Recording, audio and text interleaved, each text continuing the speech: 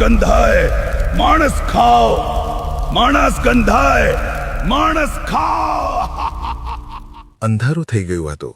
રામદેવ પીરે બાલનાથને વિનંતી કરી કે રાત્રિ માટે આશ્રય આપો, નહીં તો ભૈરવો મારી નાખશે.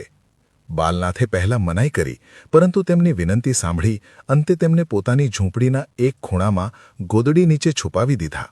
થોડા સમય પછી ભયંકર રાક્ષસ ભૈરવો ત્યાં આવી પહોંચ્યો. તેણે ગુસ્સાથી કહ્યું કે તેને માણસની ગંધ આવી રહી છે. બાલનાથે કહ્યું કે અહીં કોઈ માણસ નથી. છતાં ભૈરવોને શંકા થઈ અને તેણે ઝૂંપડીમાં શોધખોળ શરૂ કરી.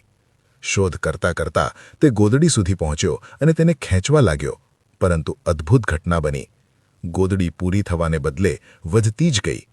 આ જોઈ ભૈરવો આશ્ચર્યમાં પડી ગયો અને ક્રોધથી ગરજવા લાગ્યો. અંતે ગોદડી ફાટી ગઈ અને રામદેવજીએ દિવ્ય તથા વિકરાળ સ્વરૂપ ધારણ કર્યો. આ જોઈ ભૈરવો ગભરાઈ ગયો અને ભાગવાનો પ્રયત્ન કર્યો, પરંતુ રામદેવજીએ તેને પકડીને જમીન પર પછાડી દીધો. રામદેવજીની શક્તિ સામે ભૈરવો નિર્બળ થઈ ગયો અને દયા માગવા લાગ્યો.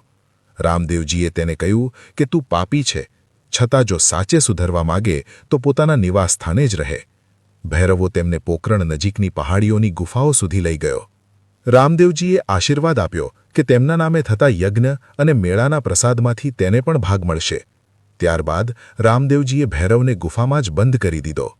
મિત્રો, તમને અમારા વિડીયો પસંદ આવતા હોય તો વિડીયોને લાઇક કરી કોમેન્ટમાં જય રામાપીર અવશ્ય લખજો.